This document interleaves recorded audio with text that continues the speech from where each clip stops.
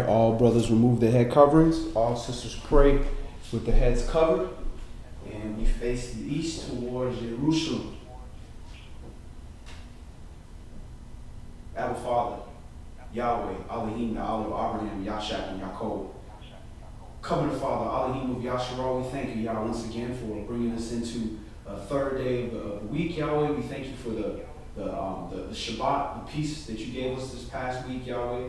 And as we come into this week, we thank you for this re-energizing, Yahweh, and that we have time to spend in your word, Yahweh, and glean with your spirit, Yahweh, so we can make it once again through this week into the seventh day, Yahweh. Yahweh, we ask and we beg, Yahweh, that you allow your spirit of understanding to reside with us, Yahweh, as we rightly divide your scriptures. Not for knowledge's sake, Yahweh, but for righteousness' sake, Yahweh, so that we can know the answers, Yahweh, to lead people back to the narrow path, as well as our families and ourselves, Yahweh. Yahweh, we ask that you provide a hedge of protection throughout the week, Yahweh. We have received a lot of blessings and a lot of great news, Yahweh. We're thankful, Yahweh. So we ask that you continue your role, Yahweh, of keeping your children protected while all the carnage that's going on throughout the world, Yahweh, so that those that you deem worthy of seeing, Yahweh, will be able to look at the things around them, Yahweh, and also look at the servants that serve you, Yahweh, and see that there's a better way, Yahweh, to live a more blessed and abundant life, Yahweh. So, Yah, we thank you, Yahweh. We once again ask you to please forgive us of our sins and trespasses, Yahweh, and we freely invite your chastening, Yahweh, for we understand those who you do not chastise are bastards to you, Yah. Yah, all these things we humbly come before you, and we thank you, pray, through your holy, humble anointed Son, Yahshua HaMashiach. Amen. Oh, is the Pope fake?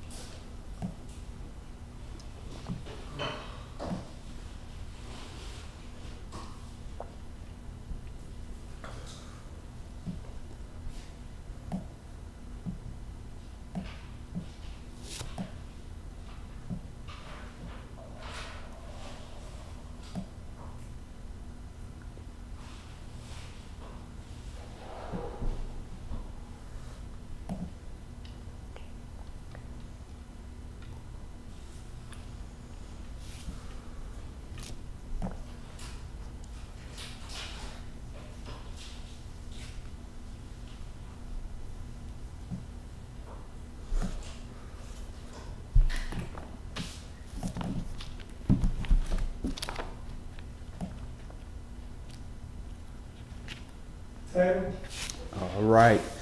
Shalom. My name is Yedan Yashara. I'm with my brother Yonatan Yashara. Shalom up.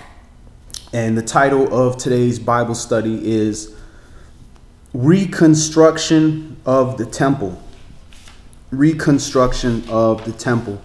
And we know since 70 AD, we have been without a temple, without, the high priest, from the Levitical order. We've been out without a lot of those things, and we've been looking forward to this reconstruction of the temple, the third temple. They keep talking about they're building a third temple, but this third temple is going to be a spiritual temple. It's not going to be the same building that we had before. Will there be buildings? Yes, there'll definitely be buildings, but the focus is on the spiritual temple that's being rebuilt. And in this process, it's just like in the building of the second temple. It requires the brothers and sisters to come together and lend a hand and rebuild this temple. And how we did that in the physical is how we're doing it in the spiritual. We have to rebuild our spiritual temple because we are the fleshly building blocks that are going to construct this temple, that's going to make up this temple with, of course, Yahshua being the chief stone, the cornerstone. So in that process of rebuilding something, the last thing you want to do is while you're rebuilding something, you're damaging something else, or you're doing things in the rebuilding process that is going to cause destruction in the future because it wasn't done properly the first time. So we're going to look at a little bit of when they rebuilt the second temple from a history standpoint, some of the spiritual things that they had going on, as well as how we are to work on building our own spiritual temple. When you build something, you want to build something using sturdy materials that can last. You don't want to build something that's, unless it's temporary like a camp, you don't want to build something with materials that are going to fade away quickly or not have any kind of longevity. So it's the same thing spiritually within us. When we rebuild this physical temple, which holds the spirit for the spiritual temple, we want to make sure we were building that temple the same way, putting in our bodies the right things to help have a more durable physical temple to house the spirit. So we're going to first open up in Ezra chapter 1. Ezra chapter 1.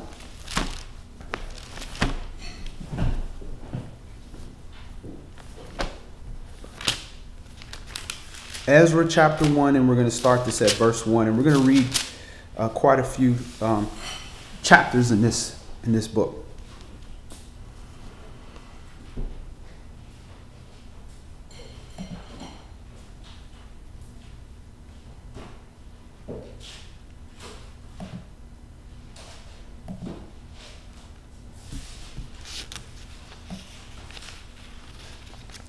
Ezra is after Chronicles and before Nehemiah and before Psalms. Ezra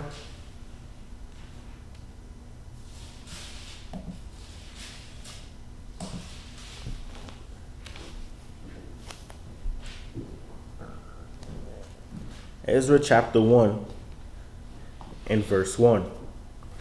Now in the first year of Cyrus, king of Persia, that the word of Yahweh by the mouth of Jeremiah might be fulfilled, Yahweh stirred up the spirit of Cyrus, king of Persia, that he made a proclamation throughout all his kingdom, and put it also in writing, saying, Thus says Cyrus, king of Persia, Yahweh Elohim of heaven has given me all the kingdoms of the earth, and he has charged me to build him a house at Jerusalem, which is in Yehuda. Who is there among you of all his people? His Elohim be with him, and let him go up to Jerusalem, which is in Yehuda, and build the house of Yahweh Elohim of Yasharal. He is the Elohim, which is in Jerusalem.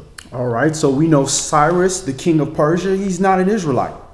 But yet he's being commissioned by the Most High to help rebuild this temple. So in a physical sense of rebuilding a physical temple, and in a spiritual sense in us helping to rebuild our temple, there's going to be room for people of other nations to assist in this process. But notice he's utilizing somebody that's acknowledging that Yahweh Elohim is the true Elohim. So for us to say, well, because you are of another nation, you need to stay away from us, or you're just bound for destruction, we would be holding back the blessing that Yah can be given us through people of the other nation who also fear Yah. Go ahead. Verse 3. Who is there among you of all his people? His Elohim be with him, and let him go up to Jerusalem, which is in Yehuda, and build the house of Yahweh Elohim of Yasharal. He is the Elohim, which is in Jerusalem. And whosoever remains in any place where he sojourns, let the men of his place help him with silver and with gold and with goods and with beasts, beside the freewill offering for the house of Elohim that is in Jerusalem. Then rose up the chief of the fathers of Yehuda and Benjamin, and the priests and the Levites, with all them whose spirit Elohim has raised, to go up to build the house of Yahweh which is in Jerusalem. And all they that were about them strengthened their hands with vessels of silver, with gold, with goods, and with beasts, and with precious things, beside all that was willingly offered.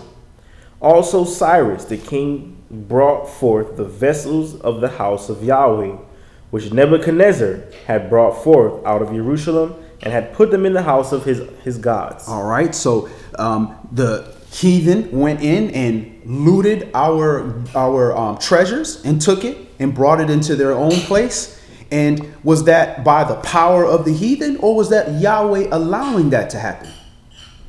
Which one was it? Y'all allowing it to happen. Y'all allowing it to happen. So if Yahweh allow us to go into captivity, allow our treasures and our temple to be destroyed and our nationality to be stripped away from us and our heritage, if he allowed all that, it's the same person that allowed that is the same person that could disallow that and annul that and bring all these things back to where they're supposed to be. So our focus should not be on the heathen that did whatever deed they had. That's why Yah says, vengeance belongs unto me. Because we don't have the full story of what's going on. All we see is the results of certain things. So our focus should be on how do we get straight with the Most High so that he could bring those things back unto us and not allow somebody else to come in and take our stuff.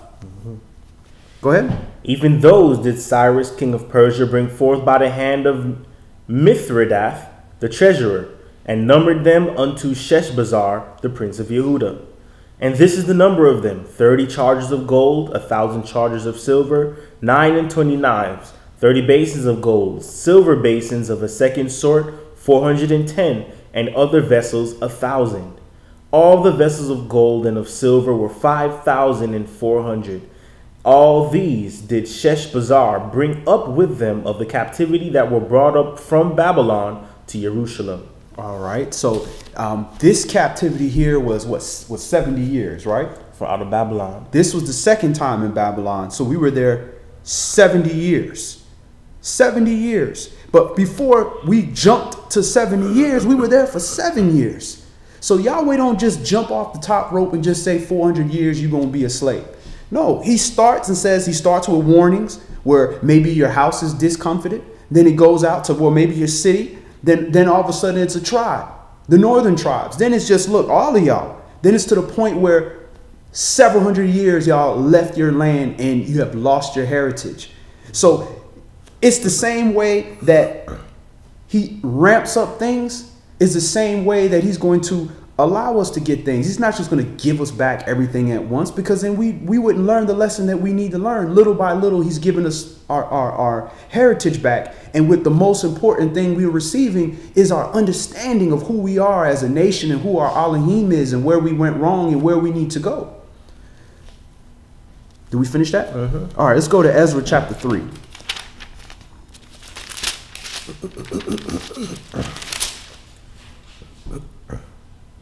Chapter 2 was the census. Ezra, chapter 3, and verse 1.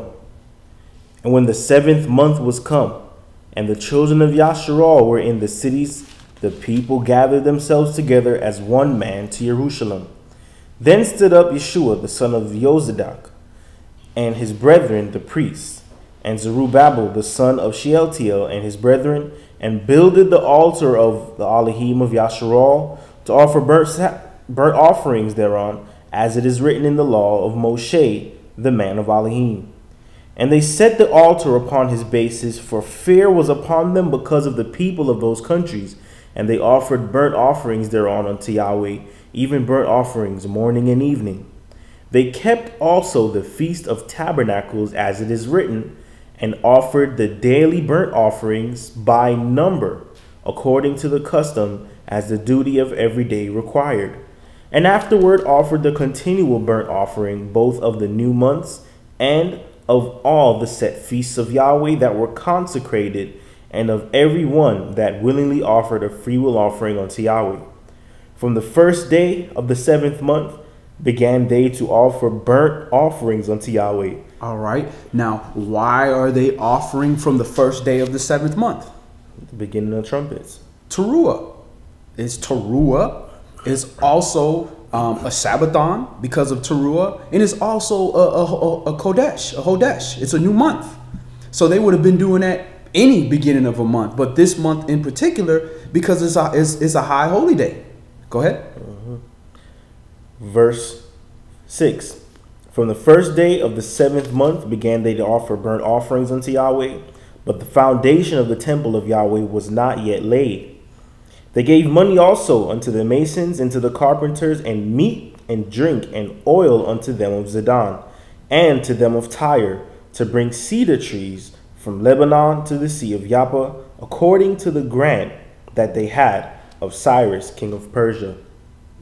Now in the 2nd year of their coming unto the house of Elohim at Jerusalem, in the 2nd month, began Zerubbabel the son of Shealtiel, and Yeshua the son of Jozadak, and the remnant of their brethren, the priests and the Levites, and all they that were come out of the captivity unto Jerusalem, and appointed the Levites from 20 years old and upward to set forward the work of the house of Yahweh.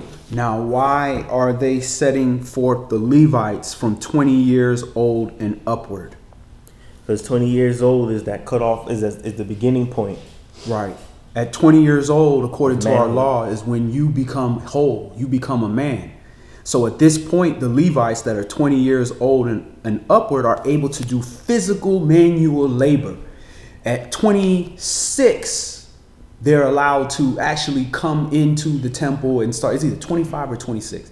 They're able to actually come inside the temple and maybe bring water in. And then at 30 years old is when they are able to do holy things and receive some kind of charge. And then at 50 years old is when they're able to actually go and stand behind the altar and able to minister unto the nation. Go ahead. Verse 9. Then stood Yeshua with his sons and his brethren, Kadmiel, and his sons, the sons of Yehuda, together to set forward the workmen in the house of Elohim, the sons of Henadad, with their sons and their brethren, the Levites. And when the builders laid the foundation of the temple of Yahweh, they set the priests in their apparel with trumpets, and the Levites, the sons of Asaph, with cymbals, to praise Yahweh, after the ordinance of King Dawid of Yasharal, Dawid, king of Yasharal. And they sang together by course, in praising and giving thanks unto Yahweh, because he is good, for his mercy endures forever toward Yasharal. And all the people shouted with a great shout when they praised Yahweh, because the foundation of the house of Yahweh was laid. But many of the priests and Levites and chief of the fathers, who were ancient men, that had seen the first house, when the foundation of this house was laid before their eyes, wept with a loud voice, and many shouted aloud for joy, so that the people could not discern the noise of the shout of the noise of joy from the noise of weeping of the people. For the people shouted with a loud shout, and the noise was heard afar off. All right. So there was, because again, the captivity was 70 years. There were elders at this time. There are elders now that would have been little children or young children at the point when they were removed from their land and sent into captivity. And they lived long enough to see the foundation of the house of Yah being built. Now, this is the closest thing that we can relate to how maybe some of us would feel. Because none of us can feel exactly like this, because none of us were there in the land prior to all this happening. So this is the closest that we can relate to of the feeling of elation and joy that it would feel that, hey, man, we are out of captivity and now we are finally back in our land and we're able to serve the Most High in peace in his house. So this is what we have to look forward to in trying to get back to our land and receive this type of joy and elation. Let's move forward. We're going to go to Ezra chapter 10.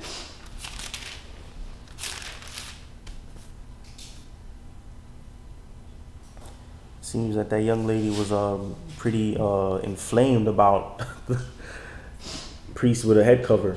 Okay, so we have to address this about at least every 2 or 3 weeks. We got to address somebody coming in, because we understand the doctrine that's being taught.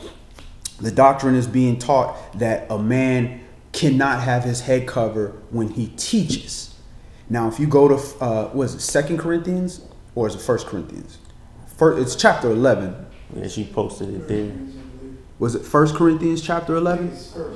1 Corinthians chapter 11. When you go there, it talks about when every man praying or prophesying with their head cover dishonoreth his head. If you are here for the beginning of the class and to the end of the class, you'll see that we remove our head coverings. Chapter 11, verse 3. We remove our head coverings during this time. to offer respect to the tradition of that, because there's no law that says that we have to do that. Now, when we read out this scripture, we're not praying and we are not prophesying. All we're doing is simply reading the words in the book, period, and helping to offer some understanding based upon what's written. Now, if I was a prophet and I was going to get up here and prophesy to you what number's going to hit on the lotto tomorrow or whatever, then guess what? My head would be uncovered. But at least as far as I know, Yahweh hasn't told me I'm a prophet. And when I pray and I'm making a supplication to the Most High, I will remove my head covering. Now, if anybody can go into the Torah and show me the law of the commandment saying that I cannot open up a book and read and teach with understanding with my head covered, then I will repent on broad daylight, live air, whatever, and will change my teachings. But see, the problem is we're caught up in these camp doctrines. And then you have some camp doctrines that be on the other side that says, why is your head uncovered? Like you have to have your head covered the whole time, going back into Exodus and Leviticus when it talks about the sons of the high priest, or the high priest may never uncover his head.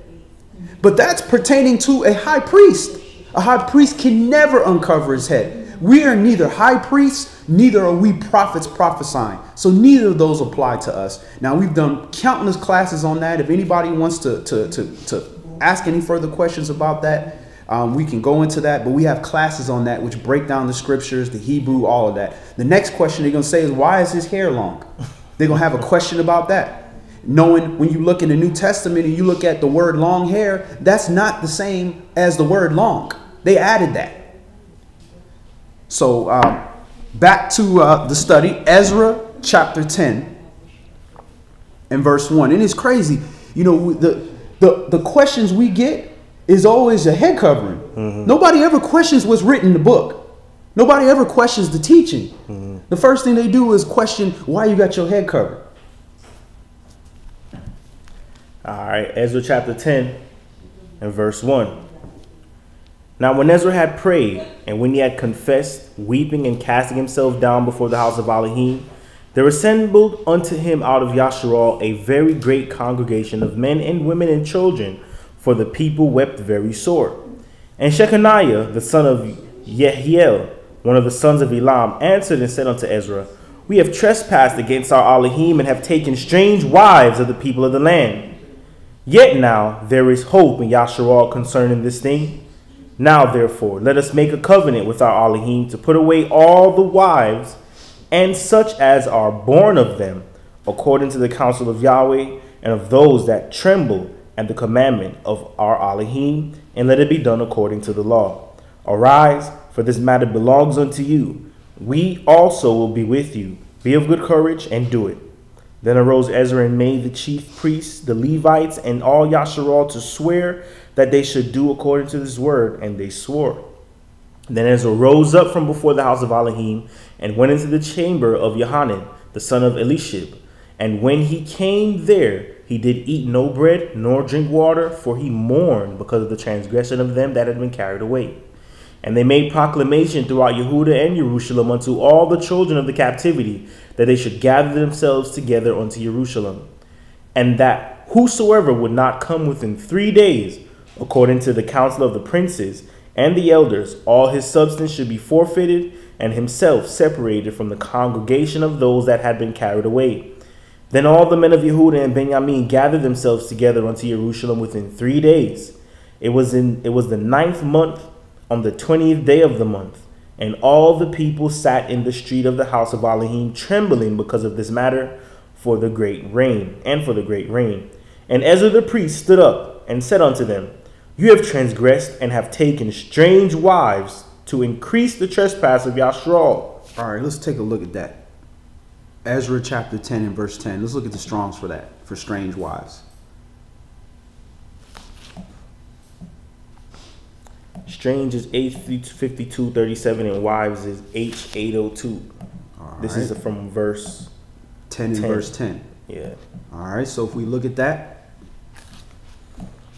Ezra 10 and 10, it says strange wives. So if we look at H5237, The Hebrew word for that is nokri. Nokri, spelled Nokriy. Nokri. And that's from H5235. A strange in variety of degrees and applications, foreign, non-relative, adulterous, different, wonderful, alien, foreigner, outlandish, strange woman. All right, so, and we know wives is just Isha. So it's talking about strange. Now, strange also does include foreigners.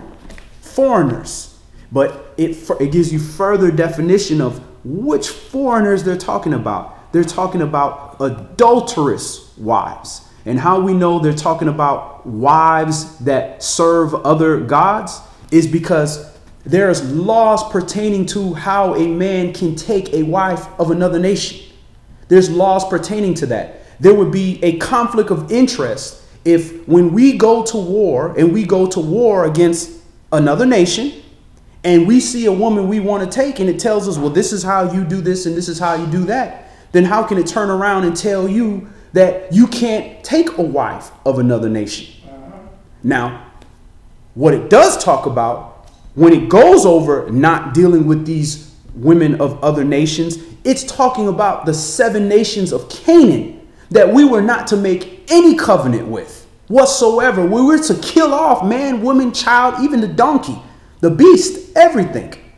So if you look at what's happening here, where were they? They were in the land. They were in Israel, and they had strange wives of the land. Now, could have been some of them had wives from Assyria and Babylon when they were there. It's possible. But we know that they were in Jerusalem at this point, in the land of Canaan, where the strangers would be, that we were told not to make any covenant with these people.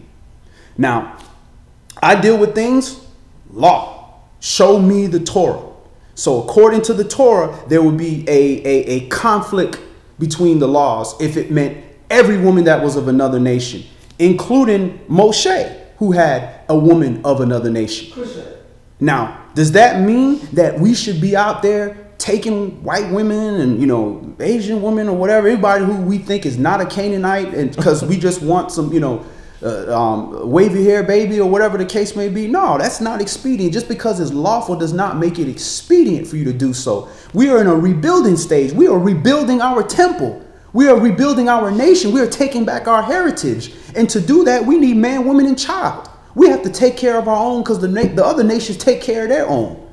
So the expedient thing to do would be go find you a sister that you can cover of your own nation. That would be the expedient thing to do. But if you choose not to do so, you didn't violate any of these commandments. Yahweh didn't leave nothing out.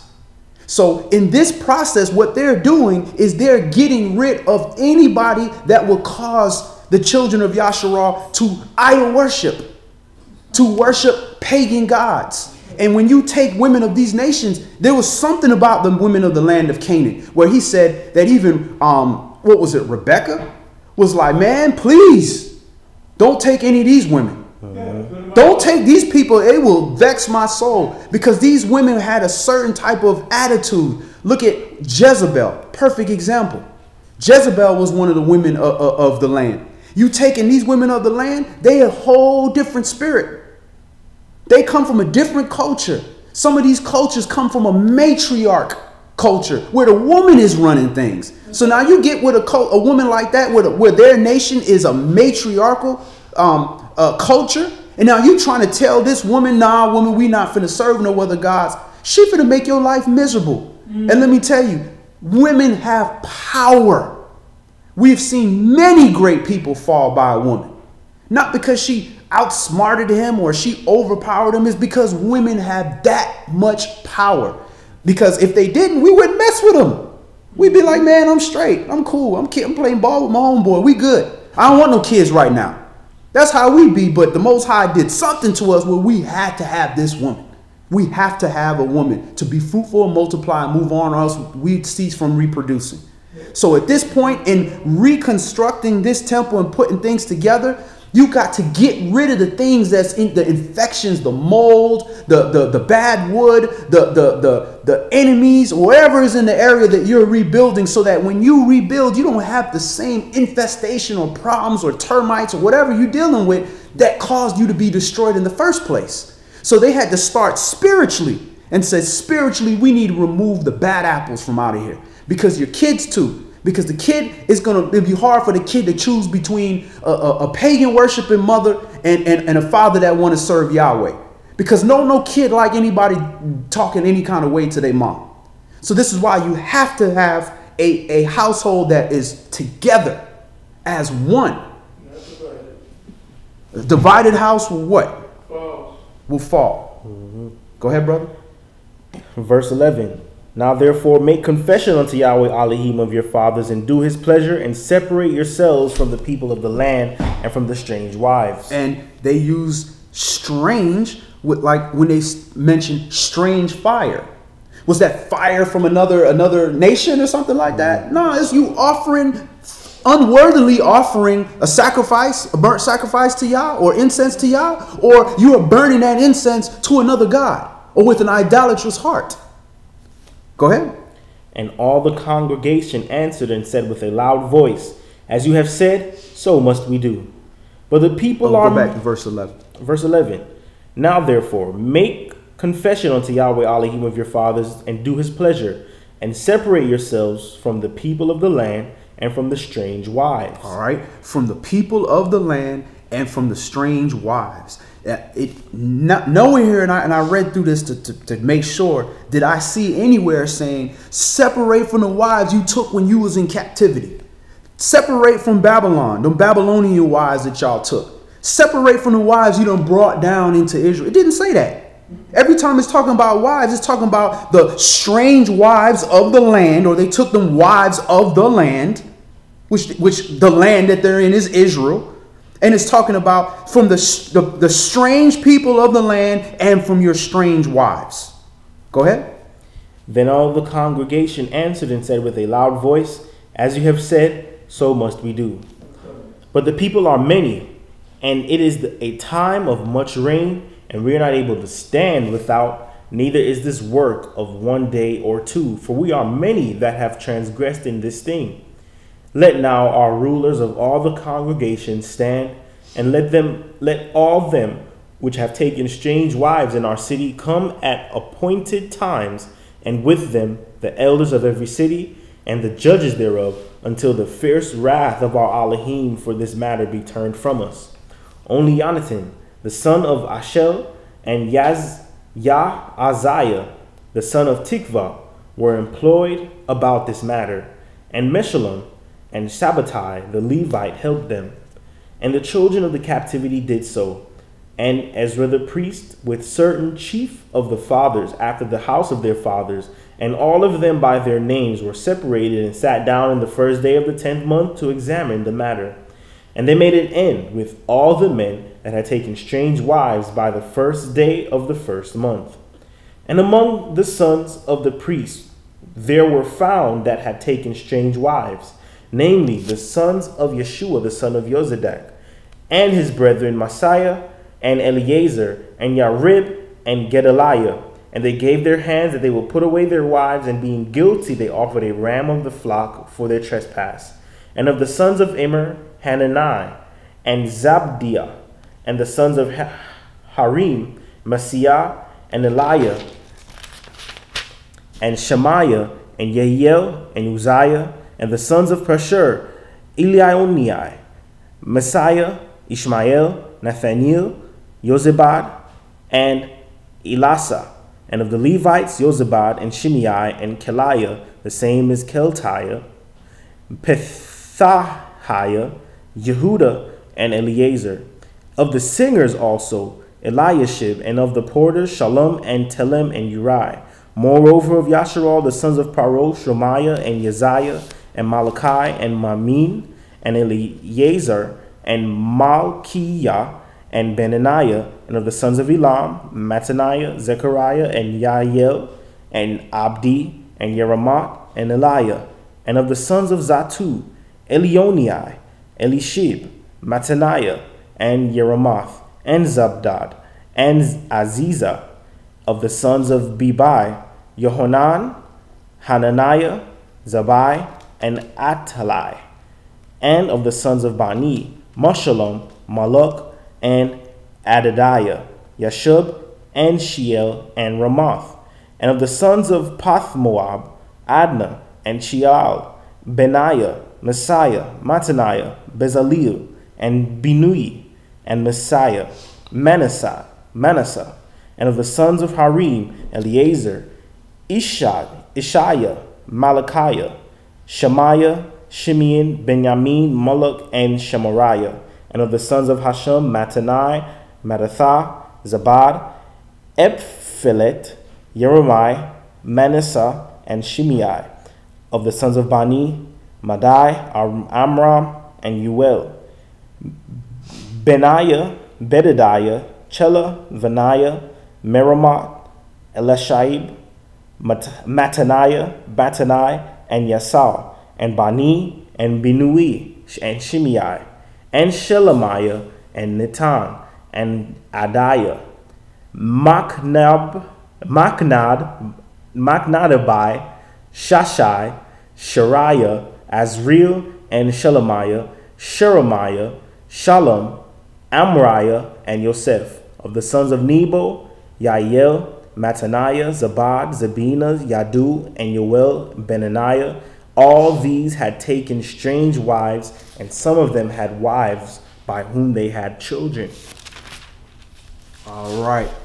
So we're going to move on to Nehemiah chapter 13. And notice how they're listing all these people and the people that took strange wives. But if you go to the beginning of the chapter, it talks about all the brothers that came out of captivity. It's listing all the heritage and all these different things. So why would they need to go through all this process to find out who took strange wives if they already took account of everybody who left and they knew the bloodlines before they left? So that kind of lets you to believe that the time that they're doing this, when they were talking about the foundation took a whole year. So the time that they came down there and they moved in there and they started building the foundation and they started building, it took them a whole year to even just get to the foundation. To do all that, that gave them a lot of time in the land to do whatever they did. So either way, they had to address this. They had to do things according to the law, and there had to be offerings that had to be made, which means there had to have been some kind of transgression of the law. All right, so let's go to Nehemiah chapter 13. And this is continuing with the same understanding of once you're going to rebuild something, you can't go back to doing the same things that brought you in there. You have to address that. Nehemiah chapter 13 and verse 1. On that day they read in the book of Moshe in the audience of the people, and therein was found written that the Ammonite and the Moabite should not come into the congregation of Elohim forever, because they met not the children of Yasharah with bread and with water, but hired Balaam against them, that he should curse them. Howbeit our Elohim turned the curse into a blessing. All right, and that's very interesting that came up, because we had a sister ask a question. She said she was told that if you marry another nation, your child will not be an Israelite. Now, it depends. If you're a woman and you marry somebody of another nation, then your child would not be an Israelite, because the father is of another nation. If you are a man and you marry a woman of another nation, then your child is what you are. The father determines the seed. So how could that child not be an Israelite? If that was the case, then Yahshua wouldn't be an Israelite. King David wouldn't be an Israelite. All these people that had mothers in their bloodline that were of other nations. That makes absolutely no sense. And why it was important to go to this verse right here, where it talks about the Ammonite and the Moabite will never come into the congregation. When you go back to the bastard may not enter into the congregation. When you look at that definition of the word bastard, it was talking about a child of incest, or a child, of with a father or that type of situation. But then it talks about how the Ammonite and the Moabite may never come into the congregation, ever. And how that may never come in? Because they are children of incest. You have the father sleeping with his daughters and have a nation based off of that. And then on top of that, how they treated the children of Yasharal. So it's looking at that. Now, if your father was an Ammonite, it don't matter what your mother is. You're Ammonite, period. And you can't enter the kingdom. Who was Ruth? Ruth was a Moabite. Moabite. And that's in the lineage, yeah. And she's in the lineage of the Messiah. That's right. Verse 3. Nehemiah chapter 13 and verse 3. Now it came to pass when they had heard the law that they separated from Yasharal all the mixed multitude. Let's look at that. Mixed multitude. Age 6154. They use different instances of it. So I want to see which one this is. What verse was that? This is verse 3. All right. So if you look at mixed multitude, it's Arab. Arab, yeah. H 6154. Arab. Or Arab. However you want to pronounce it. And that is spelled E-R-E-B. The second form used in 1 Kings 10:15 with the article prefix from H 6148, the web or transverse of cloth. Also a mixture or mongrel race, Arabia, mingled people, mixed multitude, woof. So it's literally the definition of Arabia, mingled people. Go ahead. Verse 4. And before this, Eliashib, the priest, having the oversight of the chamber, was of the house of our Elohim, was allied unto Tobiah. And he had prepared for him a great chamber where aforetime they laid the meat offerings, the frankincense and the vessels and the tithes of the corn, the new wine and the oil, which was commanded to be given to the Levites and the singers and the porters and the offerings of the priests. But in all this time was not I at Jerusalem, for in the 32nd year of Artaxerxes, king of Babylon, came I unto the king. And after certain days obtained I leave of the king. Is that Xerxes? I think that's Xerxes, isn't it? Yeah. Xerxes. From the 300 or whatever. Yeah. Go ahead. When And his father Artaxerxes, and he had Xerxes. Short for Xerxes. I'm not sure, but I thought that from what I read in history that was the character that was in the 300. Yeah, Xerxes. Right. Verse 7. And I came to Jerusalem and understood of the evil that Eliashib did for Tobiah in preparing him a chamber in the courts of the house of Elohim. And it grieved me sore.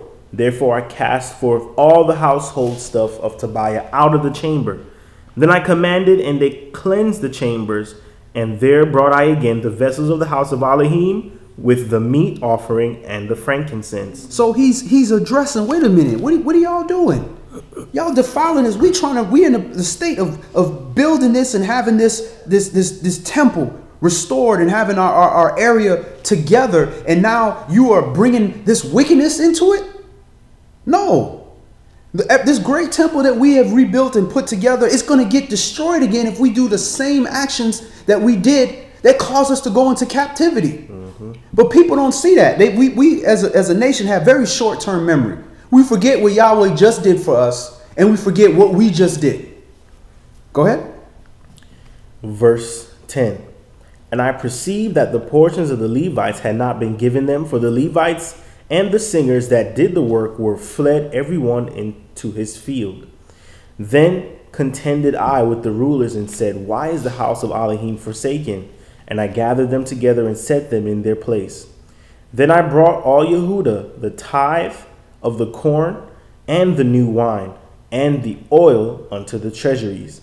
And I made treasuries over the treasurers over the treasuries, Shelemiah the priest and Zadok the scribe, and of the Levites Pedadiah. And next to them was Hanan the son of Zakur, the son of Mattaniah, for they were counted faithful, and their office was to distribute unto their brethren.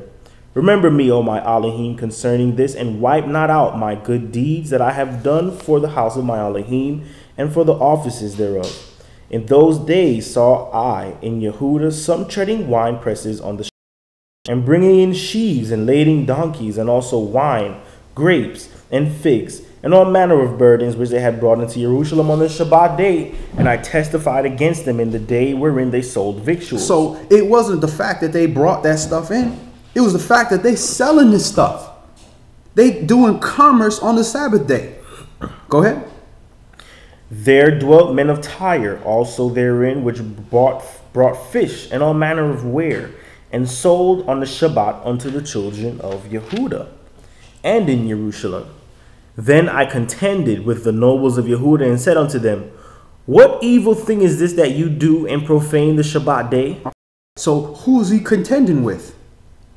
He's contending with the foreigners that were selling and those who were buying. He's contending with these nobles. The nobles of Yehuda, because y'all allowed this in here. They couldn't bring this stuff up in here unless the leadership was allowing this to happen. You can sit here and yell at the guy that, you know, the foreigner that came in there with peddling some stuff, but who allowed him in? Who let him through the gates? The authorities. Why? Because they probably getting a little kickback. Yeah. Go ahead. Verse 18. Did not your fathers thus, and did not our Elohim bring all this evil upon us and upon this city? Yet you bring more wrath upon Yasharal by profaning the Sabbath. So he's letting you know point blank, the Sabbath is one of the main reasons why we got sent to captivity. Point blank. The Sabbath, for profaning the Sabbath, the literal sign between Yah and us that he is our Elohim and we're his people. The same thing that got us kicked out of the land, we are now back in the land. And what will make us think that we can do the same exact thing that got our forefathers kicked out? Because we the children coming and doing the same thing. And it's the same thought process that should be going on now in our minds now. What makes us think that our forefathers were destroyed, sent into four corners of the earth, put in slavery, beat down, slaughtered, all these different things, children, women, all these different things, because they would not keep the Sabbath day, amongst other things. And we think that the Most High is going to allow us to walk back into the kingdom or live life all hunky-dory, not keeping the Sabbath day? This should be common sense. But if it wasn't common sense for these individuals right here, how much common sense do you think it is to us that we just finding out who we are? Go ahead. Verse 19. And it came to pass that when the gates of Jerusalem began to be dark before the Shabbat, I commanded that the gates should be shut, and charged that they should not be opened till after the Shabbat. And some of my servants set I at the gates, that there should no burden be brought in on the Shabbat day. So the merchants and sellers of all kind of ware lodged without Jerusalem once or twice.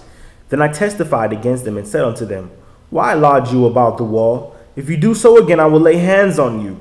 From that time forth came they no more on the Shabbat. And Go ahead, Elder. I just want to bring out what you read right now is very important because it brings light, it sheds light on what Yeshua did in the temple when he walked in to see his father's temple being, defiled by the money changer. When he saw them selling wares and changing money and so forth in the temple, he got very angry and started beating them with whips and so forth. To kick them out of there, turning tables over because he was so upset that they wasn't worshiping Yahweh. They're just trying to worship man in the temple. So this right there is very important. Now, this brother right here was talking about, if you see him do it again, they're going to lay hands on him. And Yeshua, many years later, laid hands on brothers that was out there selling and making money on Shabbat in the temple. And then they try to lodge outside the wall. Say, okay, we can't come in. We're just going to lodge. We'll sell it to people before they come in. And Nehemiah wasn't having that. And looks like we had a sister ask another question. She said, well, what about, pertaining to the head covering and prophecy? What about when you're reading prophecy? Are you going to remove your head cover when you're reading prophecy? And she says that, this is a common sense question. And I think the sister is really, genuinely asking these questions for understanding. Well, how does Yahweh talk to a prophet? In a dream or a vision. In a vision or a dream. That's what makes you a prophet. Yahweh's prophet. When he talks to you in a vision or a dream. Reading a book is not a vision or a dream. That's reading somebody else's prophecy. I didn't prophesy this stuff. This is not my prophecy. If I was a prophet and Yahweh told me something, and I told y'all that, and then later it comes true, then I could be considered a prophet. And at that point, I'd have to remove my head when I prophesy. But I'm not prophesying if I'm reading what's published in a book. That's not prophecy. If that's the case, then you got Gentile prophets. That's right. You got all kind of prophets from all kind of different nations that read this book. Then you got the KKK prophets. Because when they read the book, they prophets too. No, that's not common sense. The only one who, they said, we talked about before, the only one who basically talked to the Father face to face, he didn't have to do it in dreams. It was Moshe. Right. He talked to Yahweh face to face. We can say, when you talk about face to face, that he didn't use a dream to talk to his servant. In plain words. He spoke to him in plain words. Right. Plain words. Mm-hmm. But seeing him face to face, he was not allowed. It just tells you that he could have been declared a rock, and his hand covered him. And you can see my hind part when I turn around, But face to face, no, you have to be dead to see him. You cannot handle his glory while you're in the flesh. Right. Go ahead, brother. Verse 22. And I commanded the Levites that they should cleanse themselves, and that they should come and keep the gates to sanctify the Shabbat day. Remember me, O my Elohim, concerning this also, and spare me according to the greatness of your mercy. In those days also I saw Yehudim that had married wives of Ashdod and Ammon and of Moab, and their children spoke half in the speech of Ashdod, and could not speak in the Yehudim's language, but according to the language of each people. And I contended with them, and cursed them, and smote certain of them, and plucked off their hair, and made them swear by Elohim, saying, You shall not give your daughters unto their sons, nor take their daughters unto your sons, or for yourselves. So once again, you got Ammonites, Ashdod, and Moab. First of all, Ammon and Moab will never be allowed into the congregation. That's an issue, and that will be a serious issue in itself. And then on top of that, you also have children that are in the land and can't even speak their own language. Don't even speak their own language. Not learning their culture. So they're adhering and cleaving on to the culture of their mother, which is of another nation. That's a problem when you now take those children and put around the children of Yasharal. Go ahead. Mm-hmm. Add on that duplex on that. Go ahead. I'm glad you mentioned that, because if you go in the New Testament, they talk about Timothy. I think it's Timotheus, what's his name? Timothy? Mm-hmm. His mother was Judas. Yehudis. Mm-hmm. And his father was Greek. He did not prescribe to his father's belief. He prescribed to his mother's. And his mother taught him the Hebrew, the Israelite belief. So, on the other hand, yes, she taught him correctly. So that's why he learned to be a priest.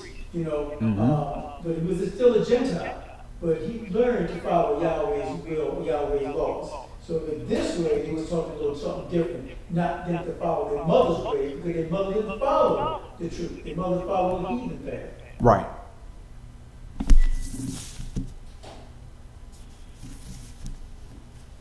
Go ahead, brother. Verse 26. Did not Shlomo, king of Yasharal, sin by these things? Yet among many nations was there no king like him, who was beloved of his Elohim, and Elohim made him king over all Yasharal. Nevertheless, even him did outlandish women cause to sin. And that was his problem.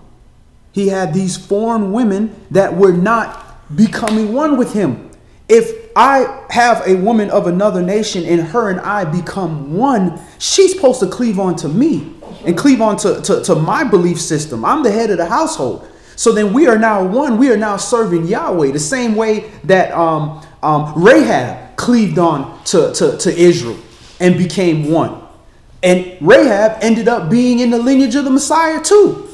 So you have to cleave on. Now, if you are not cleaving, you're not becoming one with your husband, and your husband an Israelite, and you say, well, I'm going to serve Baal and all this stuff, and I'm going to teach my child to serve Baal, that's going to be a problem. And this is what he's addressing right here. Go ahead. Verse 27. Shall we then hearken unto you to do all this great evil, to transgress against our Elohim in marrying strange wives? And one of the sons of Jehoiada, the son of Elishib, the high priest, was son-in-law to Sanballat, the Horonite. Therefore I chased him from me. Remember them, O my Elohim, because they have defiled the priesthood and the covenant of the priesthood and of the Levites. Thus cleanse I them from all strangers, and appointed the wards of the priests and the Levites, every one in his business. And for the wood offering at times appointed, and for the first fruits, remember me, O my Elohim, for good. All right. Let's go to Luke chapter 6. Luke chapter 6.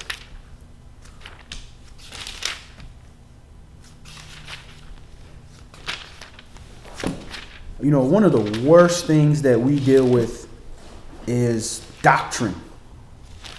This Jewish and Judaism that we've been taught, and Christianity and all these different religions that we have been taught. If we know we've been lied to, why are we going to depend on what somebody else tell us? We need to stop being lazy when we study. Get in, and when you read a law, precept it.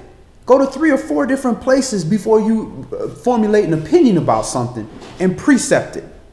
And if you see a contradiction, that means there's a problem. This is a problem in translation or a problem in your understanding.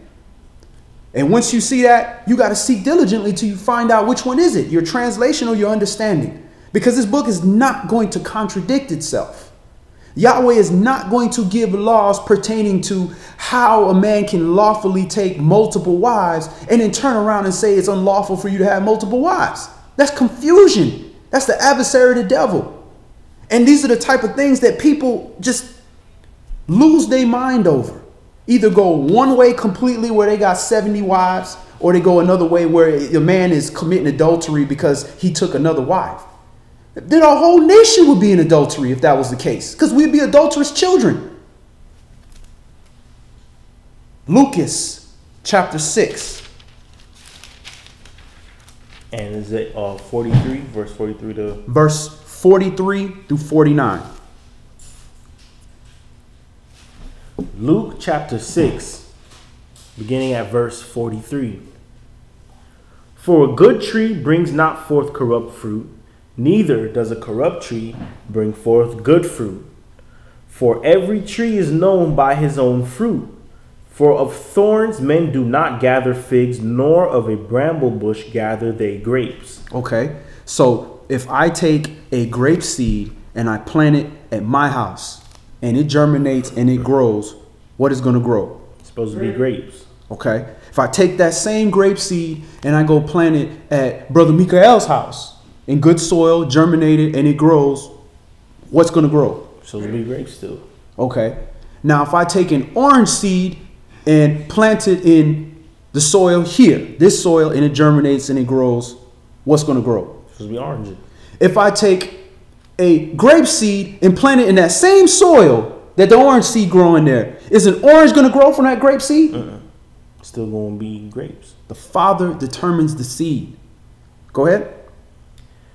Verse 45. A good man out of the good treasure of his heart brings forth that which is good, and an evil man out of the evil treasure of his heart brings forth that which is evil. For of the abundance of his heart, his mouth speaks. And why call you me master, master, and do not the things which I say? Whosoever comes to me and hears my sayings and does them, I will show you to whom he is like. So why are we calling him Lord, Lord? Lord, I prayed to the Lord. But you don't follow anything that he say. If you calling Yahweh Lord, which is improper, but just say you are, at least let it be a true actual title for him. That he is your master and you're going to follow his instructions. Or else that's just a name, which we know means Baal, which is also a name for a pagan god. Go ahead. Verse 47. Whosoever comes to me and hears my sayings and does them, I will show you to whom he is like.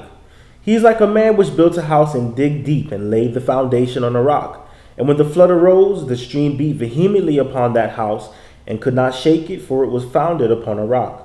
But he that hears and does not is like a man that without a foundation built a house upon the earth, against which the stream did beat vehemently, and immediately it fell, and the ruin of that house was great. All right, so one of the main precepts that Yahshua is saying in here is get your foundation solid. Make sure it's built upon solid ground so that when the storm comes, you will be able to withstand all these type of things. So in this reconstruction of our spiritual temples, we need to get a solid foundation. And part of that solid foundation is getting in this book, getting into your word.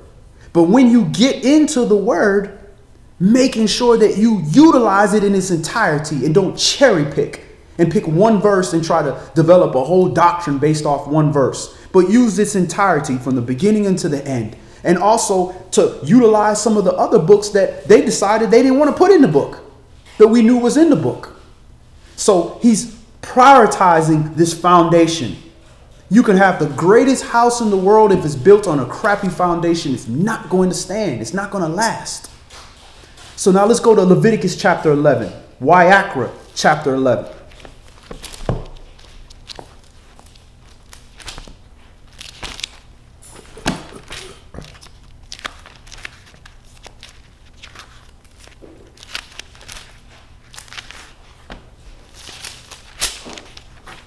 And in building this foundation and building this temple, this spiritual temple, you want to use the right things, right materials.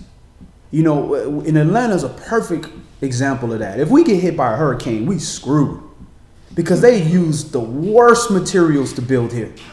They don't follow codes. I mean, you could literally lean against a wall and fall through it. I mean, it's just that crappy of a building in a lot of these newer homes that are built. The homes were done right, but a lot of these newer homes, that's why sinkholes are opening everywhere, because we have a lot of construction sinkholes where they're taking the trash and throwing it and throwing dirt over the top of it.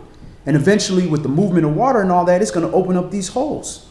Well, it's the same thing in our bodies. When we are trying to reconstruct this temple, we are being regenerating, creating a new mind and spirit and becoming a new body under the Mashiach. We have to be careful the materials that we use to rebuild this temple.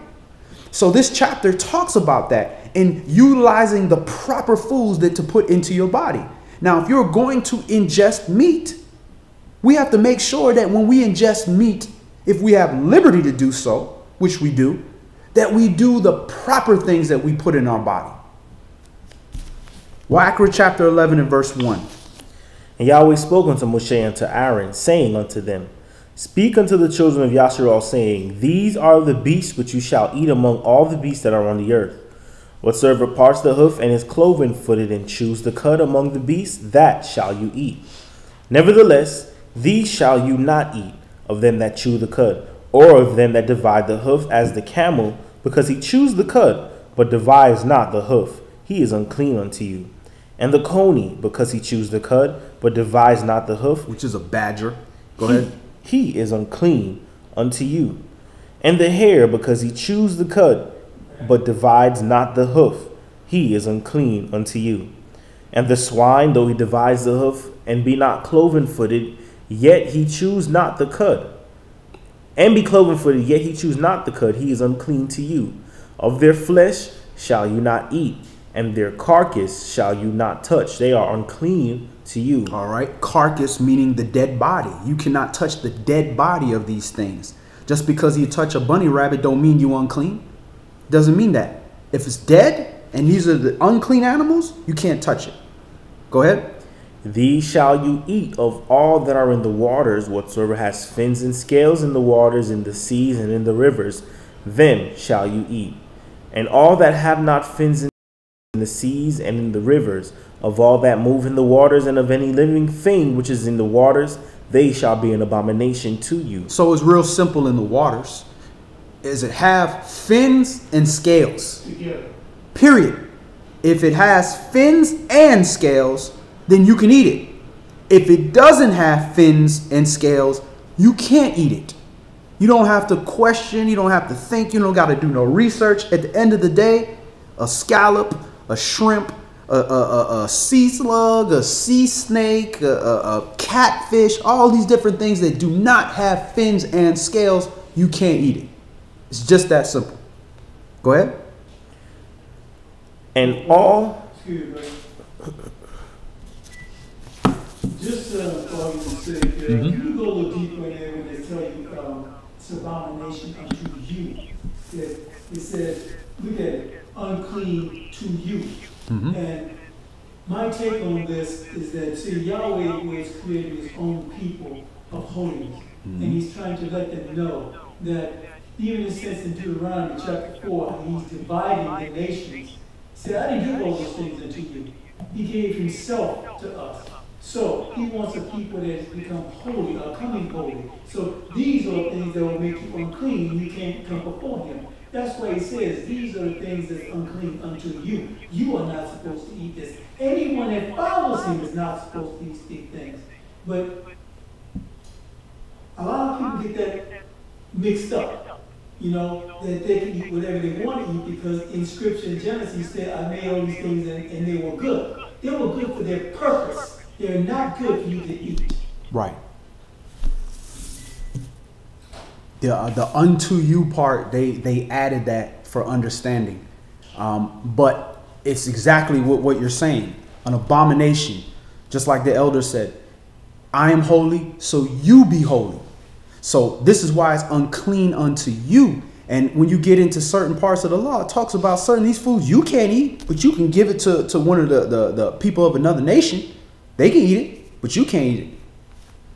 Go ahead. Verse 9, these shall you eat of all that are in the waters, whatsoever has fins and scales in the waters, in the seas and in the rivers, them shall you eat.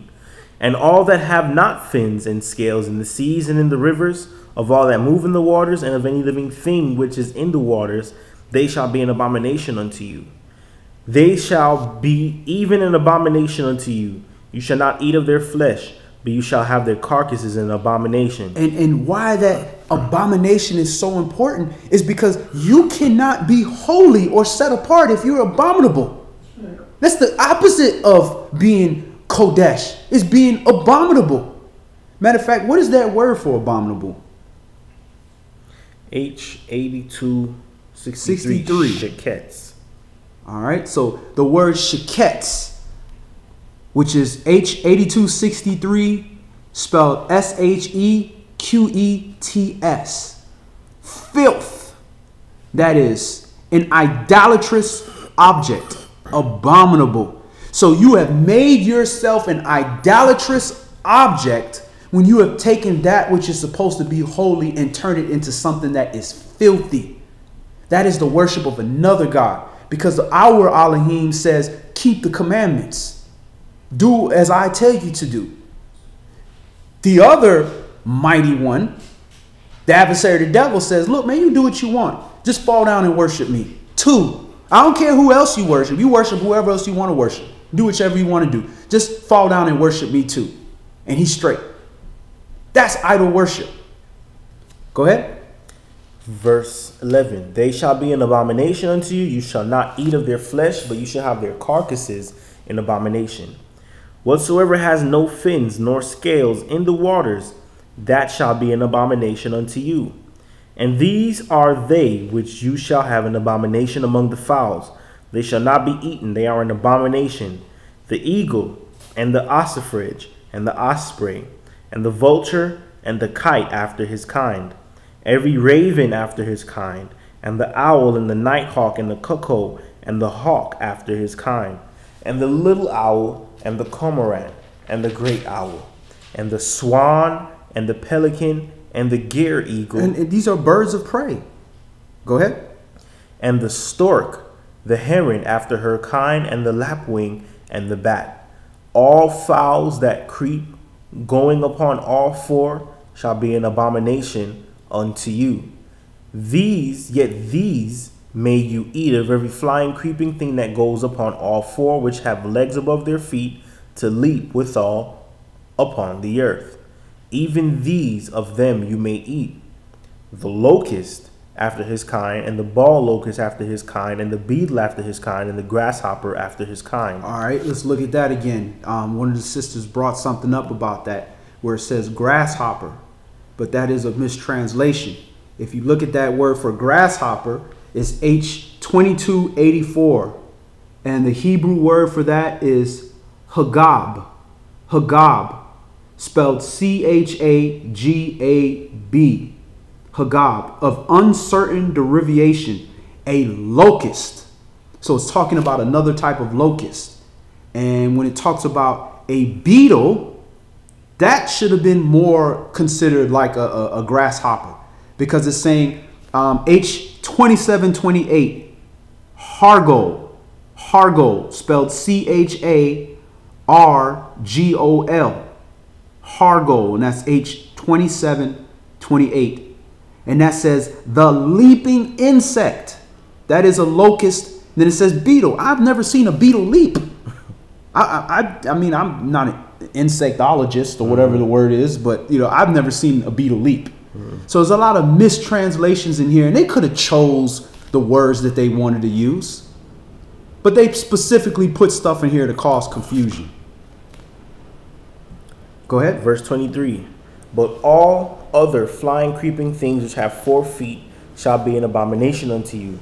And for these you shall be unclean. Whosoever touches the carcass of them shall be unclean until the even.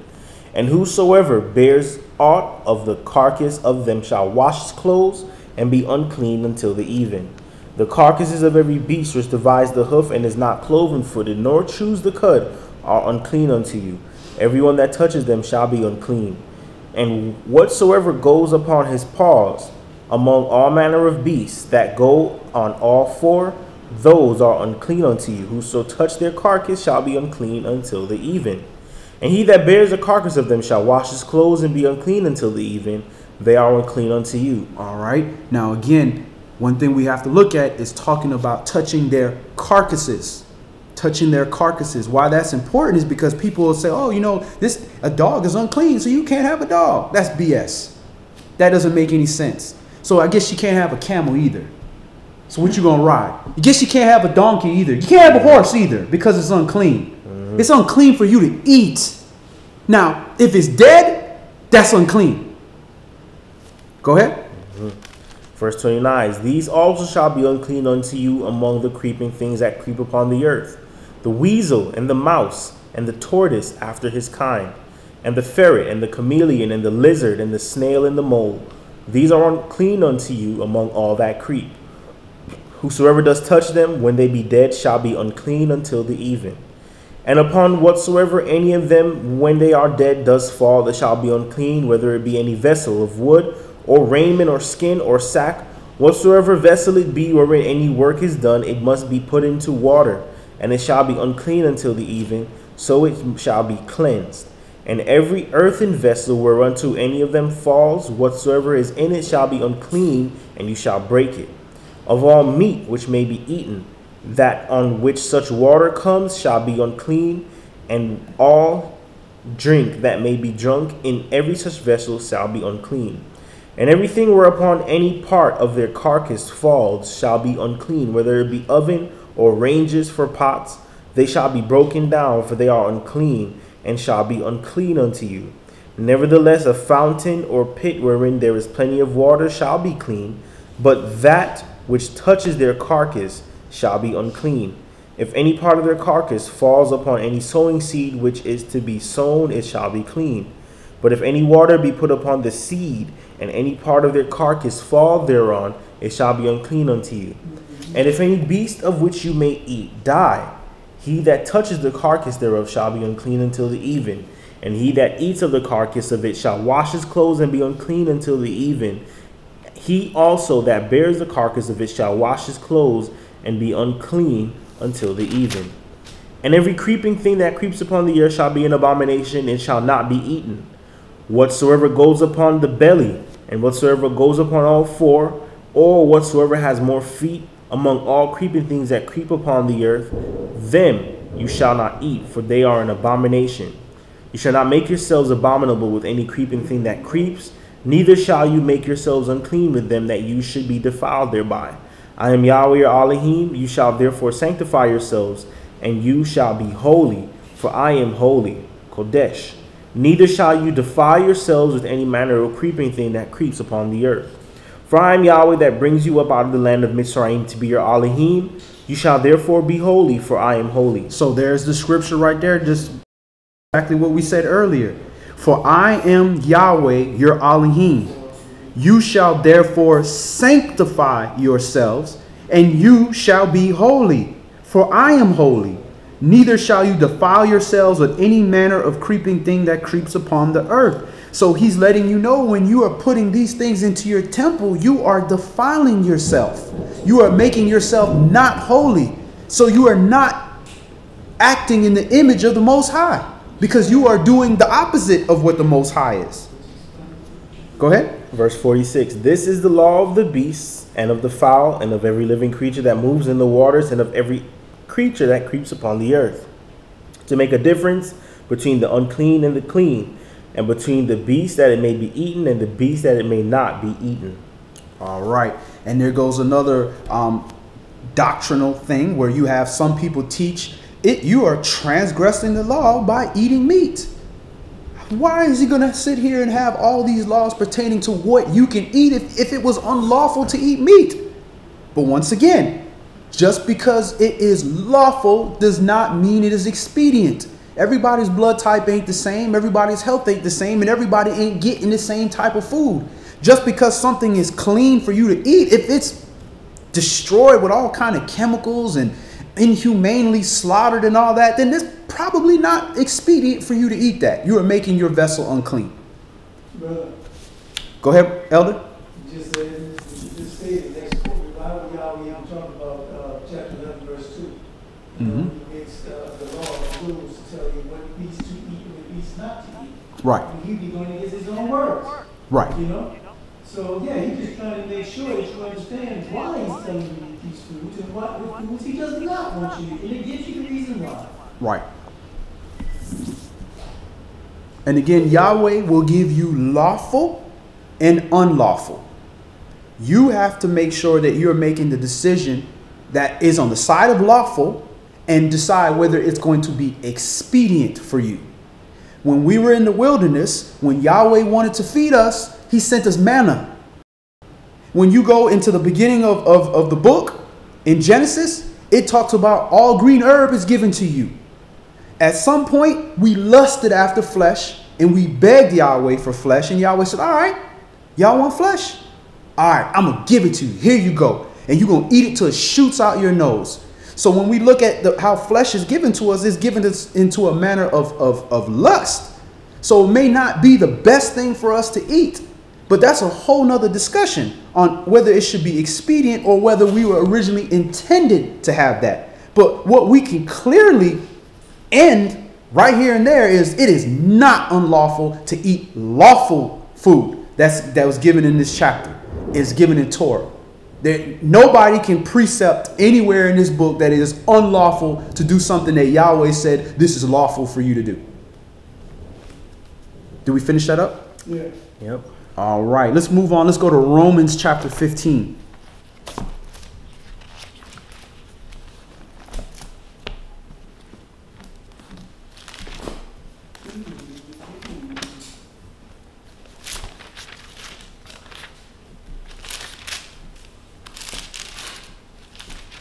So it took them several years just to build the foundation for the second temple. And once that foundation is there, now you got to be, okay, you got a nice foundation. It's solid. And like we have a solid foundation. We have the Mashiach. We have a great foundation, a great example. great words, a great book, great resource. But at the end of the day, you still got to build on that foundation. When you build on that foundation, if you're putting crap on top of that, you taking the Quran and you throwing it on there, and you going back to Christianity and you adding some Creflo Dollar stuff and you throwing it in there. You taking stuff that don't match this book and trying to put it on top of this book. And now you're violating the one of the last warnings that we have in this book. Anybody that add or remove from this, the plagues of Egypt will be added to you and your name will be removed from the book. So it's very important how we build upon this perfect foundation that we had laid before us. Romans chapter 15, let's start this at verse 1. We then that are strong ought to bear the infirmities of the weak and not to please ourselves. Let every one of us please his neighbor for his good to edification.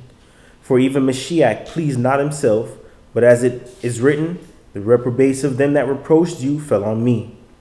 For whatsoever things were written aforetime were written for our learning, that we through patience and comfort of the scriptures might have hope. And verse 2 is very important. Let every one of us please his neighbor for his good to edification. So what we like to do is we like to tell people nice stuff so that, we don't want to rock the boat. But that's for you. That's not for your neighbor. That's for you so that you can go over there and borrow his hedge clipper when you're ready for it. Or he can watch your house when you go out of town. That's for you. That's not for him.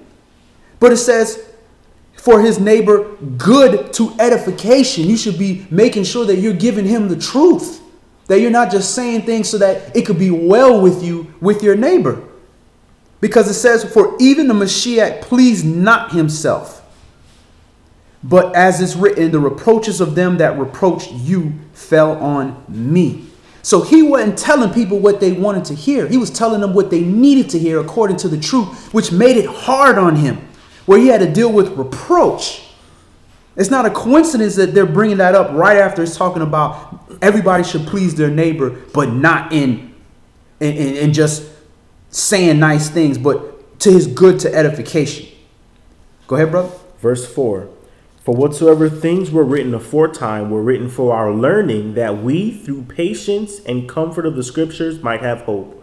Now the Elohim of patience and consolation grant you to be like-minded one toward another according to the Mashiach Yeshua, that you may with one mind and with one mouth glorify Elohim, even the Father of our Master Yeshua Mashiach. Wherefore receive you one another as Mashiach also received us, to the glory of Elohim. Now I say that Yeshua Mashiach was a minister of the circumcision for the truth of Elohim, to confirm the promises made unto the fathers, and that the Gentiles might glorify Elohim for his mercy, as it is written, for this cause I will confess to you among the Gentiles and sing unto your name. And again he says, rejoice, you Gentiles, with his people. And again, praise Yahweh, all you Gentiles, and laud him, all you people. And again, Isaiah says, there shall be a root of Jesse, and he that shall rise to reign over the Gentiles, in him shall the Gentiles trust. Now the Elohim of hope fill you with all joy and peace in believing, that you may abound in hope through the power of the Ruach Kadesh. And I myself also am persuaded of you, my brethren, that you also are full of goodness, filled with all knowledge, able also to admonish one another.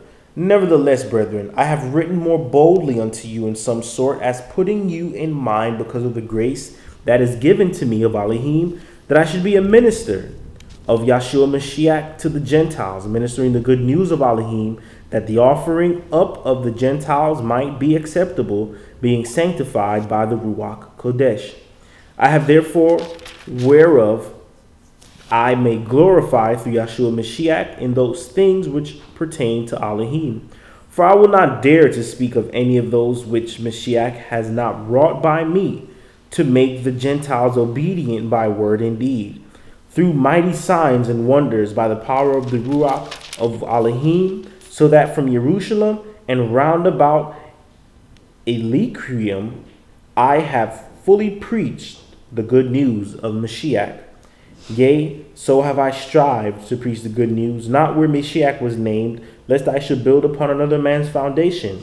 But as it is written, to whom he was not spoken of, they shall see, and they that have not heard shall understand.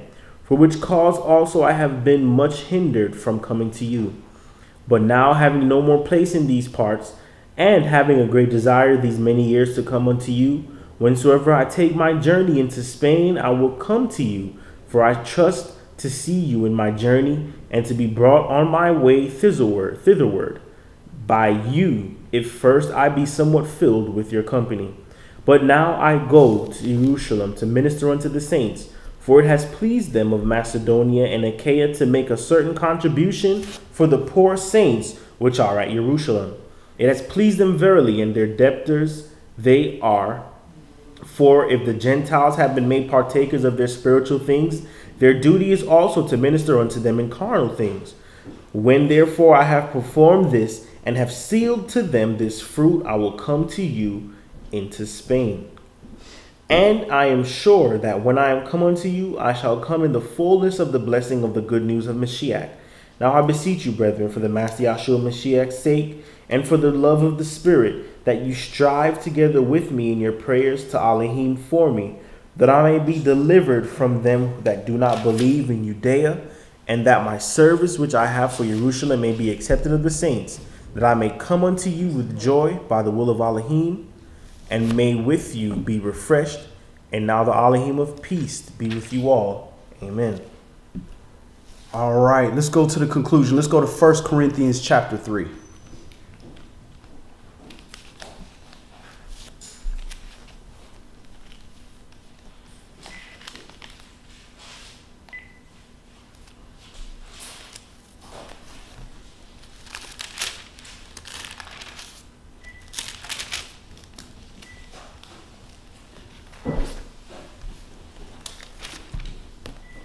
So we definitely want to be careful how we build on the foundation that has been laid for us.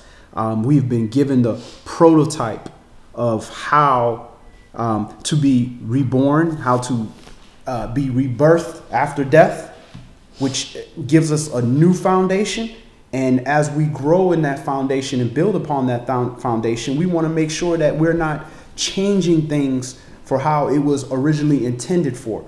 If a foundation is set up for a one-story home, you don't want to put a four-story building on top. It wasn't built for that. So this foundation was made a specific way for us to be a certain way. And we want to be careful how we alter that, especially being that we are the building blocks of that temple. And when you're missing pieces, something is not going to be right. So that's another reason why we have to help one another and reach out to our brothers and sisters, because we might feel like, okay, we got a large part of the building. We got half the side of the building. What about the other half? We still have to reach out to the brothers and sisters that have not been sealed yet, that have not had the opportunity to hear this truth. So in doing that, that is your works in helping to rebuild this temple, is reaching out to your brothers and sisters, working on your piece, your stone that you have to fit into the equation, but also how you relate to your brothers and sisters or anybody of another nation that wants to come seek righteousness through this word to get to Yah. So 1 Corinthians chapter 3. And I, brethren, could not speak unto you as unto spiritual, but as unto carnal, even as babes in Mashiach. I have fed you with milk, and not with meat, for hitherto you were not able to bear it, neither yet now are you able. For you are not yet carnal, for whereas there is among you envying and strife and divisions, are you not carnal and walk as men? For while one says, I am of Paul, another, I am of Apollos, are you not carnal? Who then is Saul, and who is Apollos, but ministers by whom you believe, even as the Master gave to every man? I have planted, Apollos waters, but Elohim gave the increase. So then neither is he that plants anything, neither he that waters, but Elohim that gives the increase. Now he that plants and he that waters are one, and every man shall receive his own reward according to his own labor. For we are laborers together with Yahweh. You are Yahweh's husbandry. You are Yahweh's building. All right. So we are laborers together with Elohim. We are Yahweh's husbandry. We are Yahweh's building. So we are the garden that he's planting, but we're also the building. So if we are this building and we know that it's not one of us, there's only one head, which is the Mashiach, and we're all pieces of the building, it would behoove us to find the people that are part of this building and help bring them together to create this building that needs to be created. If we knew that everybody here had a cinder block, and we know that we're supposed to be building this building, dude over there standing with a cinder block has no clue that his block goes right there, we would have enough sense to go over there and say, hey, brother, don't you know that your cinder block belongs right here? It's the only one that fits here. This is the building we're trying to build. But if you feel like, well, I don't need that block, we good without that block, then man will show you his heart. And man will say, I ain't gonna say nothing to him because I think we are right. And that's how people deal with this world, this word. They feel like they are right because they have a certain level of understanding. So they don't want to argue with nobody or talk to nobody about anything because they feel that they're good. But at the end of the day, we're not good, because if we have a house and there's a big hole on the top of it or a big hole on the side, when it rains, we're going to get flooded. And it's the same thing spiritually. Go ahead. Verse 10. According to the grace of Elohim, which is given unto me, as a wise master builder, I have laid the foundation, and another builds thereon. But let every man take heed how he builds thereupon. For other foundation can no man lay than that is laid, which is Yahshua Mashiach. Now if any man build upon this foundation gold, silver, precious stones, wood, hay, stubble, every man's work shall be made manifest, for the day shall declare it. Because it shall be revealed by fire, and the fire shall try every man's work of what sort it is. If any man's work abide, which he has built thereupon, he shall receive a reward. If any man's work shall be burned, he shall suffer loss, but he himself shall be saved, yet so as by fire. All right. So in this rebuilding of this temple, you got to do some work. Even with your own temple that you're working on, there has to be some work done. It can't just be, I understand, I believe, I'm just going to sit here. Faith without works is dead. It's not alive. We are a living temple, which means there has to be works.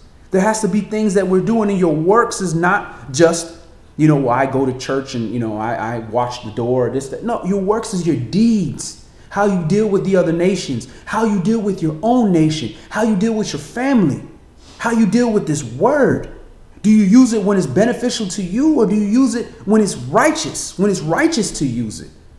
So all these things are very important in us trying to establish this temple. We have to make sure that while we are establishing this temple, we're rebuilding this temple, that we understand that the only way it's going to be done is through works, being actionable, producing our cause. Go ahead. Verse 16. Know you not that you are the temple of Yahweh, and that the spirit of Elohim dwells in you? If any man defile the temple of Yahweh, him shall Elohim destroy, for the temple of Yahweh is holy, which temple you are. Now, how can people read this in the New Testament and not understand Leviticus chapter 11? Oh, no, it's safe. The pig is cured. I don't want to eat anything that's cured, that need to be fixed or some kind of way. Go ahead. Verse 18. Let no man deceive himself. If any man among you seems to be wise in this world, let him become a fool that he may be wise. For the wisdom of this world is foolishness with Elohim. For it is written, he takes the wise in their own craftiness. And again, Yahweh knows the thoughts of the wise, that they are vain.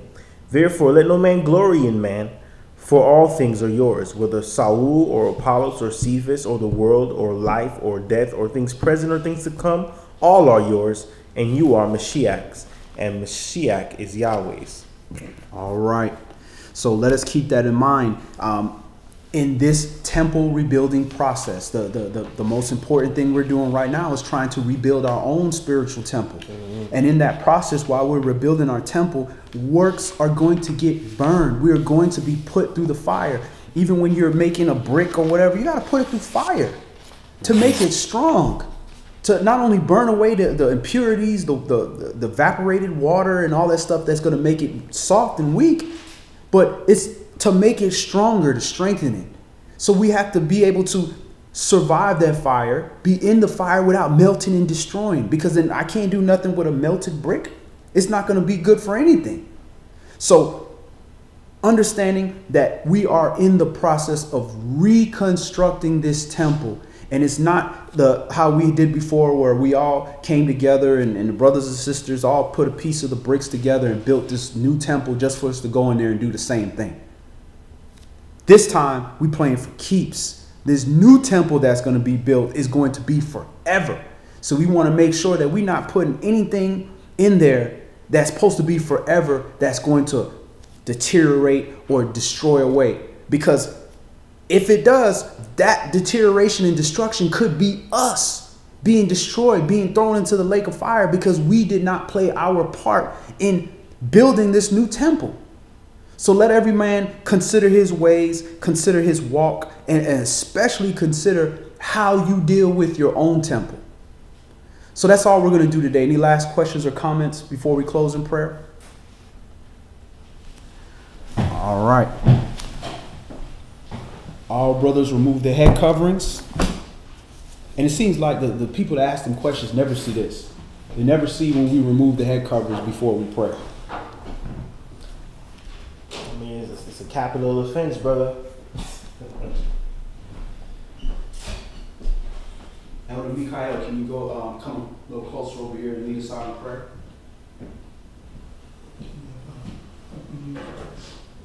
Heavenly Father, Yahweh, most holy and true covenant, Elohim, we give you thanks and praise, Father, for allowing us to make way with you, Father Yahweh, to learn of your word, Father Yahweh, to fill our bodies, our minds, Father, our spirits, Father, and strengthen our souls, Father Yahweh.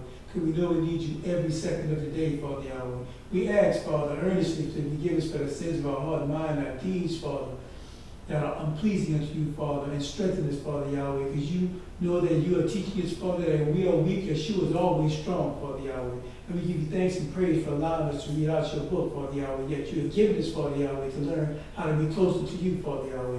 You say that we draw closer to you, you will draw closer to us, Father Yahweh. And we give you thanks and praise for this, Father Yahweh.